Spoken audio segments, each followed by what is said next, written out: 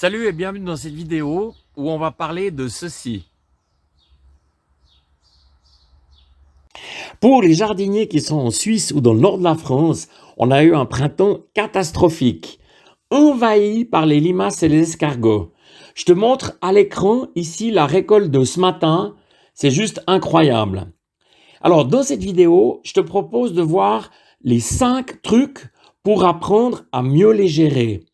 Il y aura aussi d'autres vidéos qui vont sortir. Si tu veux pas louper, clique en bas à droite sur abonner. C'est parti!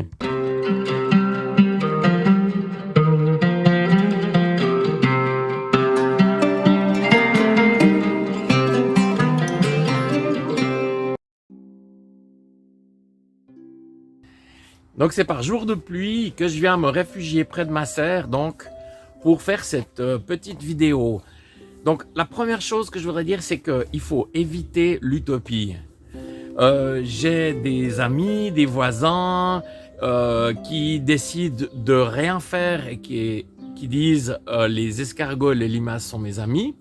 Alors vraisemblablement oui. Et moi je les gère, ça veut dire qu'il y a des endroits où je les laisse faire et il y a des endroits où je les combats.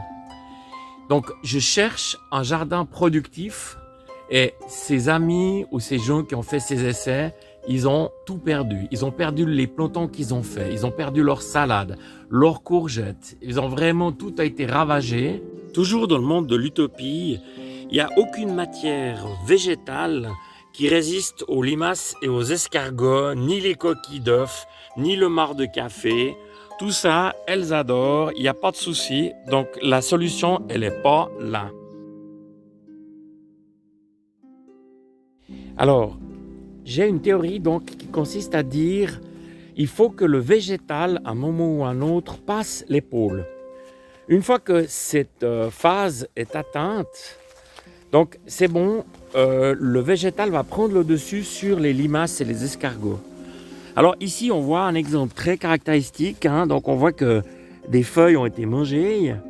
Mais il n'y a aucun problème parce que ici, en l'occurrence, le planton de courgette est suffisamment maintenant vigoureux pour produire plus de feuilles que les limaces et les escargots peuvent en manger.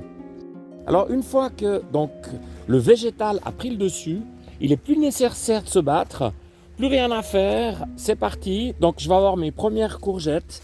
Je pense que d'ici une dizaine de jours, j'ai bientôt des fleurs. À l'opposé, par exemple, ce planton de courgettes qui a été planté tout récemment, ici, c'est là qu'il est le plus fragile. Ça va durer à peu près 10 jours. C'est la raison pour laquelle je mets juste 2 ou 3 grains de ferramol. Ça suffit, il n'y a pas besoin de plus. Et il faut attendre juste qu'il ait passé l'épaule et c'est parti.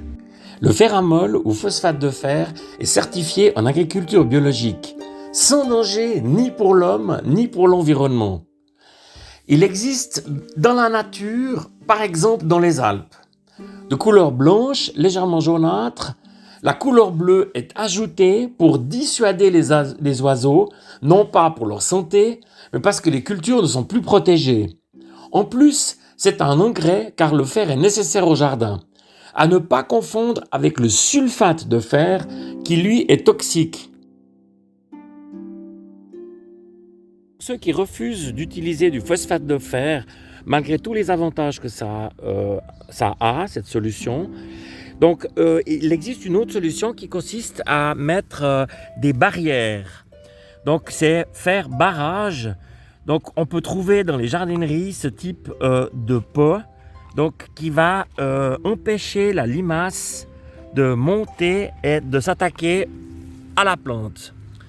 Alors, il y a plusieurs solutions. Donc, il y a cette solution achetée qui coûte un bras. Ça coûte 25 €. Ou alors, il y a une autre solution, c'est d'utiliser des pots, comme l'ont fait par exemple mes amis voisins ici.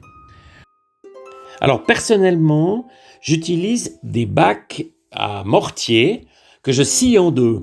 La partie du bas, elle me permet de faire mes semis. C'est des bacs qui sont résistants, solides.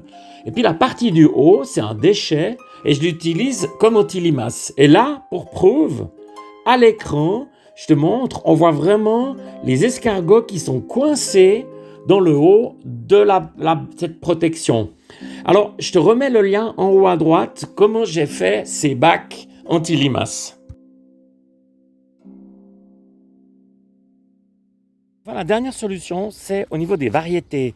Par exemple, sur les salades, privilégiez les salades rouges. Ici, par exemple, c'est une Grenoble rouge, donc une Batavia.